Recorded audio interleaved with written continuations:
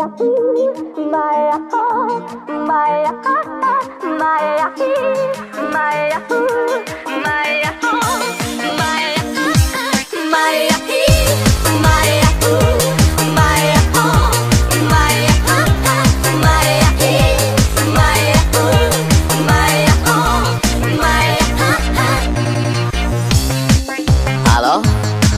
salut, sunt eu, un haiduc și te rog, iubirea mea, primește fericirea.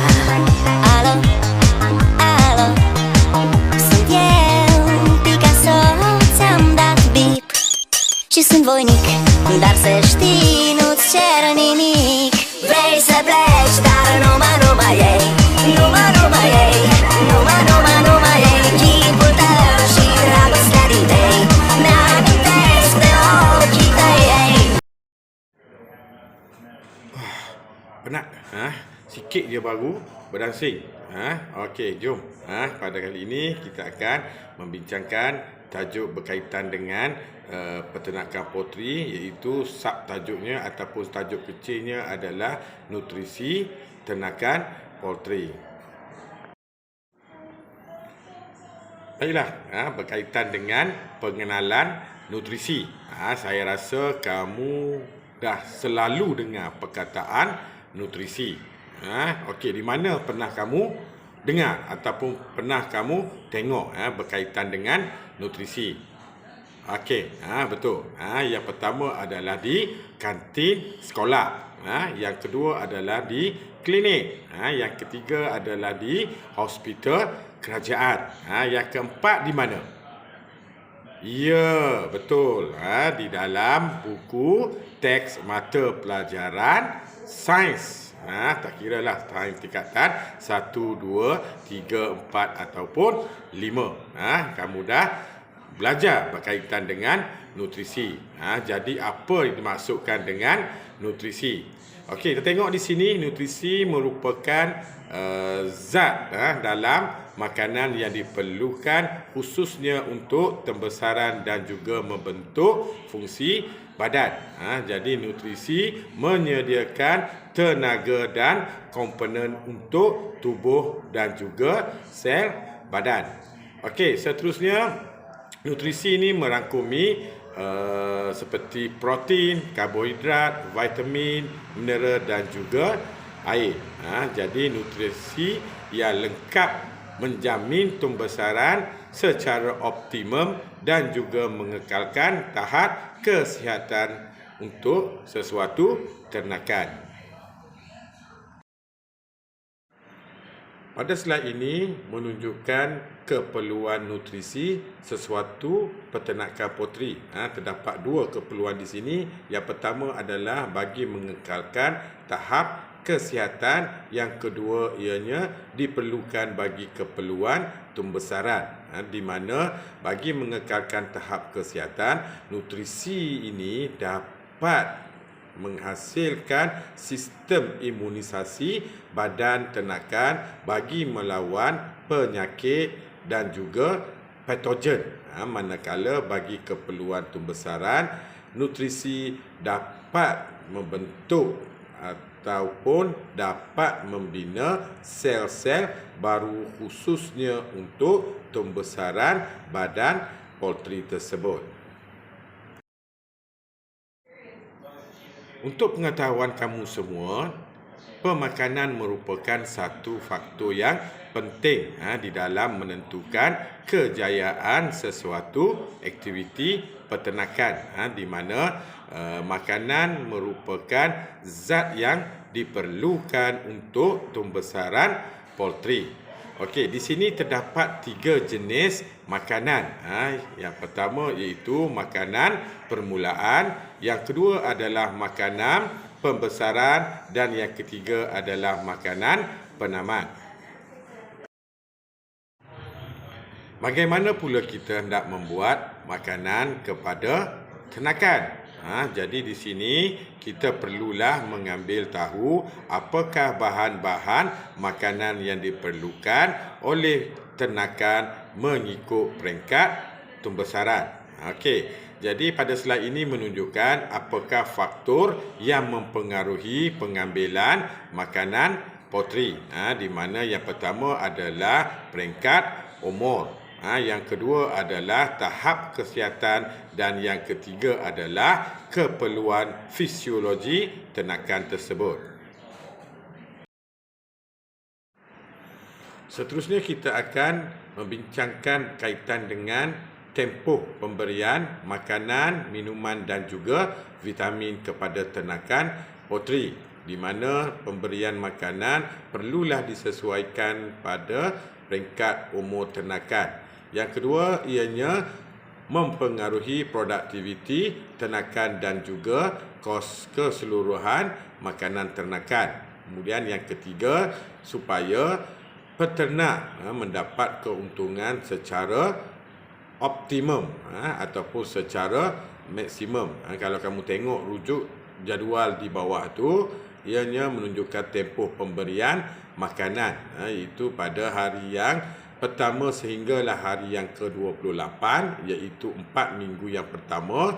Jenis makanan yang diberi kepada ternakan ialah jenis makanan permulaan, iaitu dalam bentuk serbuk kecil, di mana jumlah proteinnya adalah antara 21 hingga ke 24%. Manakala pada peringkat yang kedua, iaitu 4 minggu dan seterusnya, ianya diberi makanan jenis pembesaran, di mana bentuk makanan adalah dalam bentuk pellet kecil yang mengandungi kandungan protein di antara 18 ke 20%. Apakah kaedah yang digunakan untuk pemberian makanan untuk ternakan seperti ayam? Iaitu yang pertama, pada peringkat perindukan, iaitu awal kemasukan anak ayam diberi makanan di atas lantai dan diletakkan kertas sebagai alas. Kemudian pada hari yang berikutnya, makanan diletakkan di atas dulang makanan. Apabila mencapai umur 10 hari, bekas makanan digantung pada paras dada ternakan. Kemudian bekas makanan yang digunakan adalah secara automatik, kerana kebanyakan peternakan ayam, khususnya ayam pedaging ataupun ayam petelur, menggunakan sistem peternakan secara intensif. Jika kamu perhatikan pada jadual, di sini merupakan makanan permulaan yang diberikan kepada ternakan ayam. Jadi kita tengok pada slide yang lepas, makanan permulaan diberi kepada ternakan yang berumur seminggu sehinggalah umur 4 minggu. Itu hari pertama sehinggalah hari ke-28. Di mana kalau kamu tengok jadual ni, pada minggu pertama jumlah makanan yang diberikan pada seekor ayam, purata seekor ayam adalah seberat 17 gram. Pada minggu kedua iaitu 43 gram. Pada minggu yang ketiga adalah 66 gram dan pada minggu keempat adalah sebanyak 91 gram. Seterusnya pada minggu kelima, jumlah berat makanan yang perlu diberikan adalah sebanyak 111 gram. Pada minggu ke-6, dia akan meningkat ke 129 gram. Pada minggu ke-7, berlaku peningkatan berat makanan, iaitu ayam memerlukan 146 gram dan pada minggu yang ke-8, itu minggu terakhir, jumlah makanan yang diperlukan adalah sebanyak 161 gram.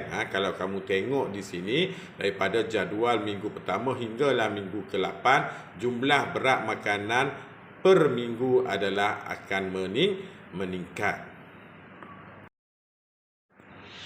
Selain daripada pemberian makanan, pemberian air juga sangat penting dan ianya hendaklah dilakukan secara berterusan. di mana bekas air hendaklah sentiasa dibersihkan bagi mengelakkan daripada berlakunya jangkitan bakteria dan juga kuman. Pemberian air dapat membantu pembesaran dan juga dapat mengawal suhu badan ternakan. Jadi, berat ayam mengandungi 70% daripada kandungan air. Apa pula faktor yang mempengaruhi pengambilan air minuman oleh ternakan? Di sini terdapat 4 faktor, iaitu yang pertama, kelembapan makanan. Yang kedua pula adalah pengambilan makanan. Yang ketiga adalah cuaca panas. Biasanya pada cuaca panas, kadar pengambilan air oleh ternakan akan jadi lebih tinggi berbanding dengan cuaca yang biasa. Okey, dan faktor yang keempat pula adalah pergerakan ternakan. Di mana sekiranya ternakan bergerak terlalu aktif, maka pengambilan air juga akan lebih tinggi. Seterusnya adalah keperluan nutrisi, iaitu vitamin. Di mana vitamin ini merupakan unsur mikro, iaitu diperlukan dalam kuantiti yang sedikit. Namun walaupun dalam kuantiti yang sedikit, ianya amatlah penting, terutamanya dalam pertumbuhan dan juga kesihatan ternakan. Okey, seterusnya, ketiadaan vitamin boleh menyebabkan ternakan akan membesar secara tidak optimum. Di mana vitamin ini terdiri daripada 2 jenis, iaitu vitamin larut lemak dan juga vitamin larut air. Di mana contoh bagi vitamin larut lemak iaitu vitamin A, D, E dan juga K. Manakala vitamin larut air ialah B1, B2, B3, B5, B6, B7, B9 dan juga B12. Pada slide ini ianya menunjukkan keperluan peternak memberi vitamin kepada ternakan. Itu yang pertama adalah hari pertama ternakan berada di ladang ataupun masuk ke dalam reban. Yang kedua adalah untuk mengelakkan daripada berlakunya jangkitan. Yang ketiga adalah sebelum dan selepas pemvaksinan dilakukan terhadap ternakan. Yang keempat adalah dalam proses penukaran makanan. Contohnya mula-mula kita bagi makanan permulaan. Jadi selepas ni katalah kita bercadang nak bagi makanan pembesaran. Jadi perantaraan tu jadi vitamin diperlukan untuk menyesuaikan proses penukaran makanan. Okey, yang kelima adalah pindahan dari reban ke dalam sangkar. Contohnya bagi peternakan ayam penelur. Kemudian faktor yang keenam adalah sekiranya berlaku cuaca yang buruk bagi mengelakkan daripada penyakit akan terjadi. Seterusnya kita akan membincangkan berkaitan dengan bagaimana vitamin ini akan hilang dari guni makanan. Dia boleh hilang. Magic ni Okey, dia boleh hilang sekiranya cara penyimpanan guni makanan di dalam stor tadi tidak menggunakan kaedah yang betul. Okey, jadi macam mana cara nak mengatasi dia? Okey, yang pertama adalah sebelum kita menyusun guni makanan ke dalam stor, yang pertama yang harus kita buat adalah kita alaskan lantai itu tadi menggunakan kayu sebelum kita menyusun guni makanan. Itu yang pertama. Okey, yang kedua pula adalah cara penyusunannya adalah mesti stok lama diletakkan di bahagian hadapan dan stok yang baru sampai itu tadi diletakkan di bahagian belakang. Tujuannya adalah apabila kita datang nak mengambil makanan, kita buka pintu, jadi kita akan ambil yang paling hadapan, iaitu stok lama. Dah habis stok lama, kita akan ambil yang di belakang, baru kita ambil stok yang baru. Okey, kemudian yang ketiga. Yang ketiga adalah menyimpan makanan di tempat yang tertutup dan juga pastikan ianya terhindar daripada cahaya matahari. Dan kita juga hendaklah sentiasa memerhatikan suhu dan juga kelembapan tempat penyimpanan makanan. Jika terlalu lembap, ianya boleh menyebabkan pertumbuhan bakteria dan juga kulat pada guni makanan tadi, kemudian akan merosakkan kandungan vitamin dan kualiti makanan itu tersebut. Kemudian yang kelima adalah menyimpan makanan tidak boleh melebihi 30 hari. Jadi peternak harus bijak di dalam menganggarkan keperluan makanan.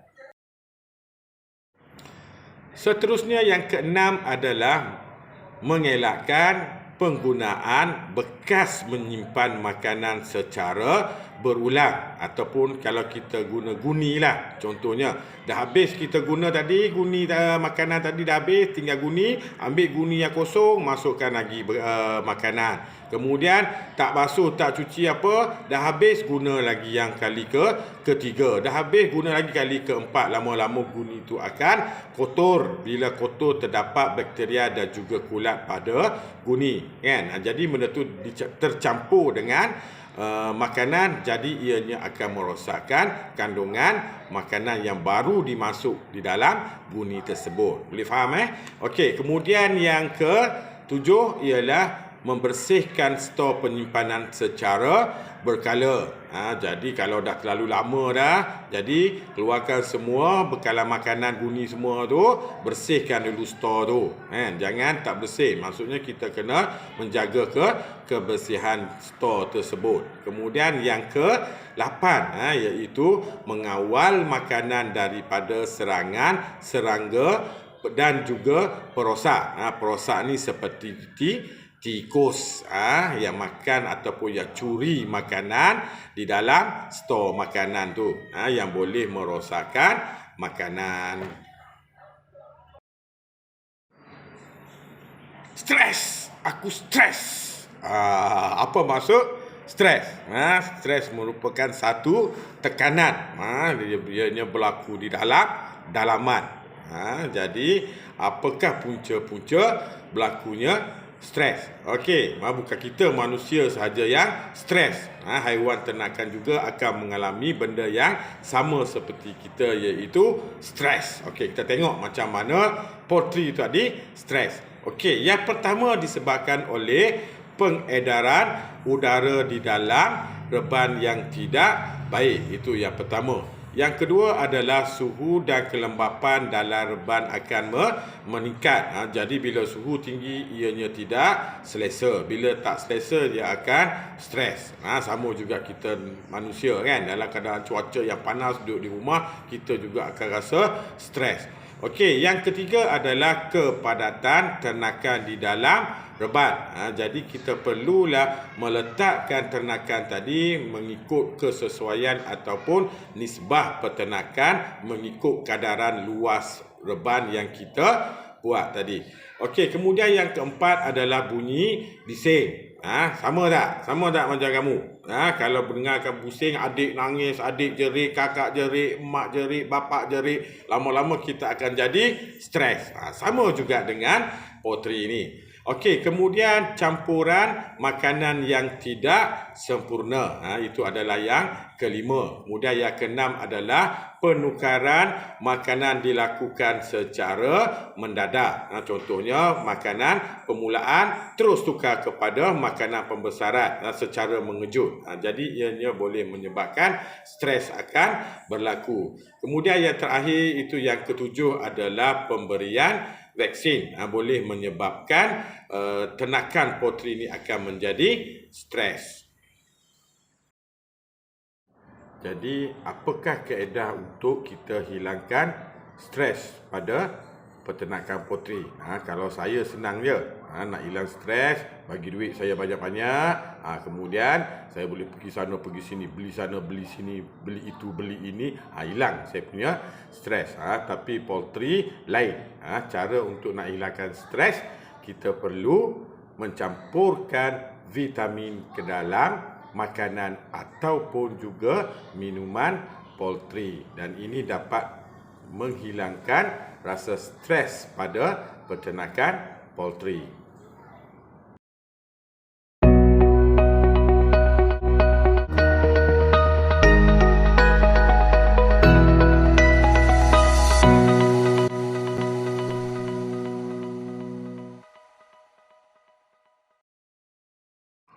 Baiklah, kita dah pun tiba ke penghujung kelas pada siri yang pertama. Semoga kita diberikan umur yang panjang dan dapat kita berjumpa kembali pada siri yang kedua berkaitan dengan nutrisi peternakan poultry. Pada kebiasaannya, di hujung rancangan ini juga saya akan menyediakan beberapa soalan untuk dijawab oleh kamu semua. So, selamat menjawab.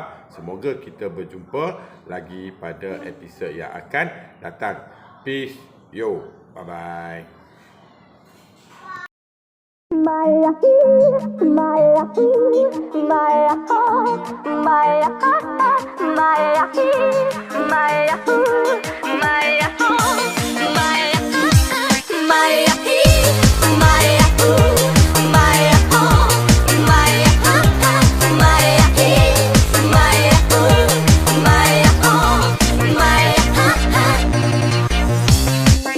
Halo, salut, sunt eu, un haiduc și te rog, iubirea mea, primește fericirea. Alo,